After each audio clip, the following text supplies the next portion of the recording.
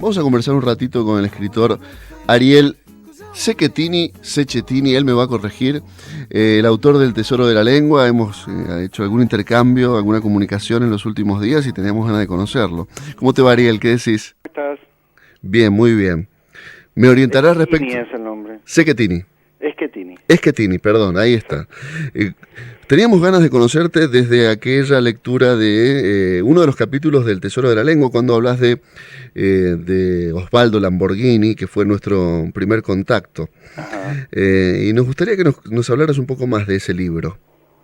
A ver, el libro es un libro que hice hace 2, 3 años, que trataba de encontrar los poemas más característicos, más importantes de la literatura latinoamericana y hacer un análisis de cómo era que esos poemas se habían vuelto tan importantes. A medida que se acercaba, digamos, en el tiempo, empieza en Sor Juana Inés de la Cruz, termina justamente en Lamborghini. A medida que se acercaba el presente, era más difícil, porque los poemas canónicos, digamos, necesitan un tiempo para convertirse en poemas de todos, ¿no?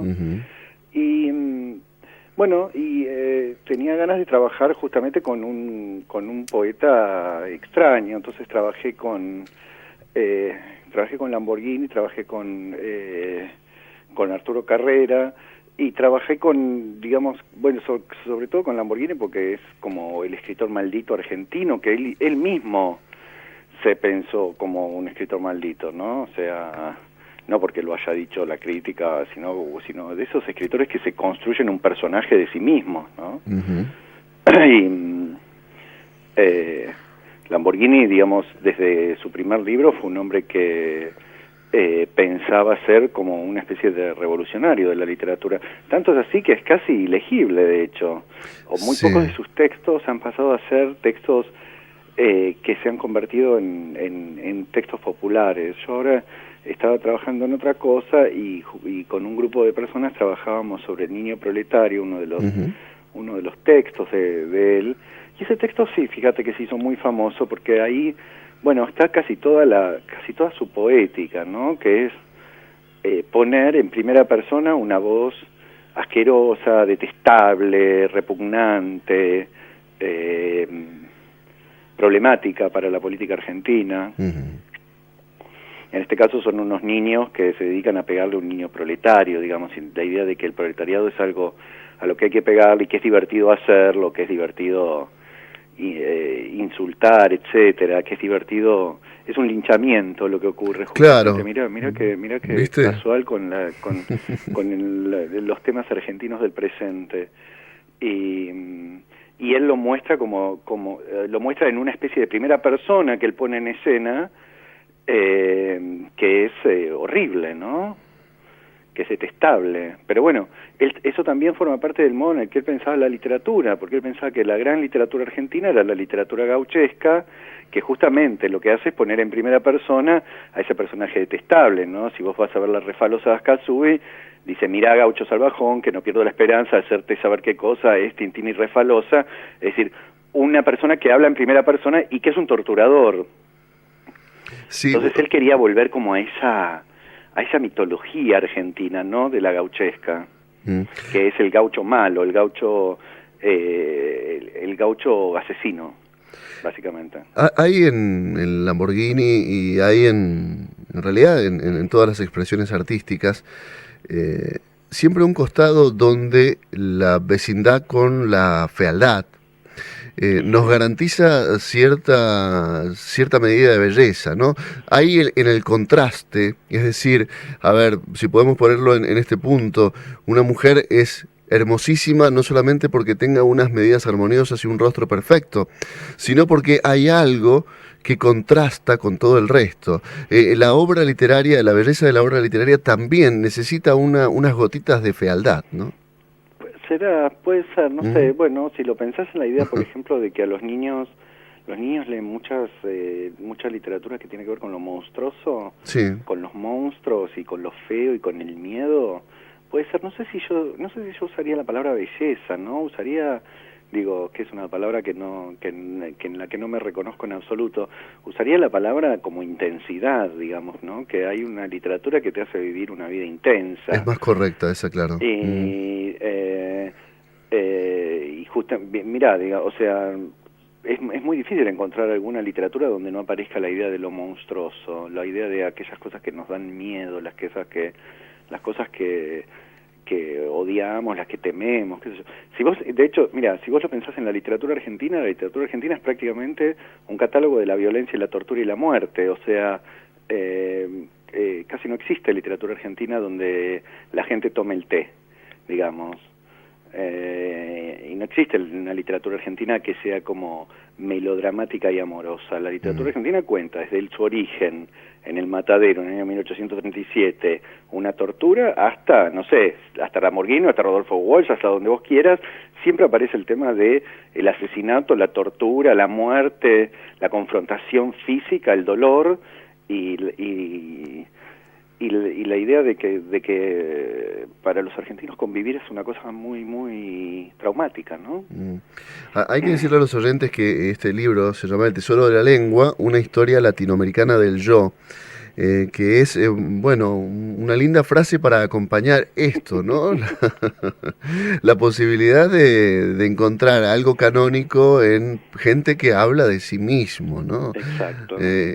¿Cuál fue el camino? Vos me dijiste que empezaste en Sor Juana y llegaste a Osvaldo Lamborghini. Yo empecé juntando antologías de poesía latinoamericana y tratando de encontrar regularidades, digamos, cuáles eran los autores más antologizados, digamos, en la poesía, cuáles eran los autores que más habían pegado en la poesía latinoamericana, ¿no? Y entonces ahí, a partir de ahí fue siendo como un proceso de destilación, ¿viste? Que es, bueno, a ver, tengo acá el principio del siglo XIX, las guerras de la independencia, tengo acá la vanguardia, tengo la posvanguardia, tengo la voz de una mujer loca, o sea, tratar de encontrar también una cosa un poco caleidoscópica de eso que somos los latinoamericanos, ¿no? Que obviamente es indefinible por ser disperso, variado, multicultural, que tiene raíces que vienen de distintos lugares, o sea, bueno, nada, también mi idea era hacer un libro que fuera crítico, al mismo tiempo que interesante, que divertido, que curioso, ¿no?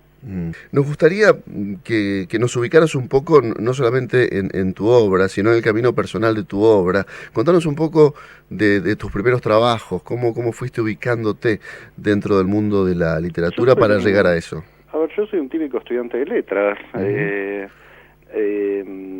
Estudié en la facultad de la carrera de letras, pero estudié no porque quería ser profesor, específicamente soy profesor, me encanta ser profesor, pero porque quería aprender a escribir y porque me interesa la literatura y porque me divierte la literatura y sobre todo porque me divierte la literatura latinoamericana.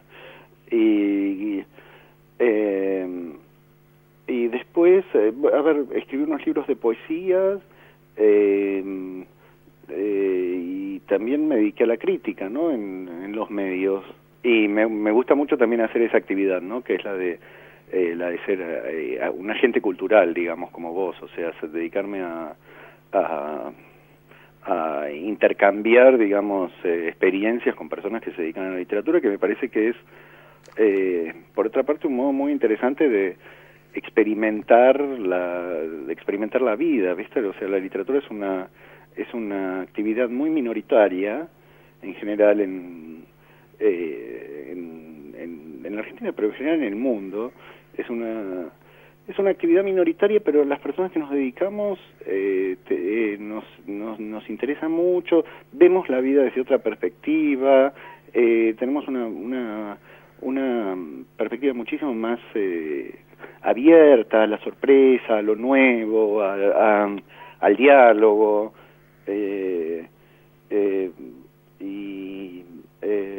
bueno, digamos, esa fue como mi carrera, ¿no? O sea, en algún momento decidí dedicarme a la literatura para siempre, sin importarme la idea de cosas como, por ejemplo, ser pobre o no, digamos, si todas las personas que nos dedicamos que sabemos que tenemos una carrera en la docencia, y en las letras, digamos, en general, sabemos que vamos a ser pobres toda nuestra vida y que eso puede ser una cosa muy, muy linda también, ¿no?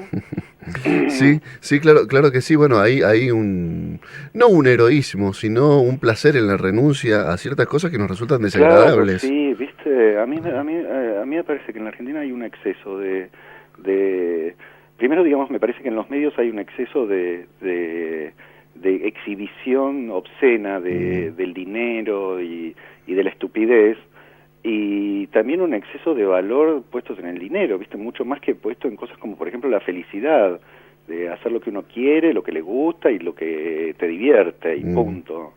Sí, alguien pone una escala por ahí muy interesante, que es los elementos de la felicidad, el amor, el arte y el conocimiento. Los dos primeros pueden ser intercambiables según el momento de la vida. Claro. Pero son yo creo que un buen parámetro. Ariel Schettini, yo te agradezco este primer contacto y te prometo volver a conversar con vos ya con un conocimiento más profundo de tu obra. Bueno, Este primer contacto sencillamente era para saludarte, para conocerte, para sacarnos el gusto de charlar con un escritor de los muchos que hay en la Argentina que hacen lo suyo y que, bueno, nos dejan cosas para la felicidad de nuestra vida. Bueno, gracias, Miguel. Un abrazo grande. Dale, hablamos, chao. Bueno, muy bien, el escritor argentino Ariel Schettini, el autor de El Tesoro de la Lengua, que empezamos a conocer junto con ustedes, aquí en la esquina de Nihuel.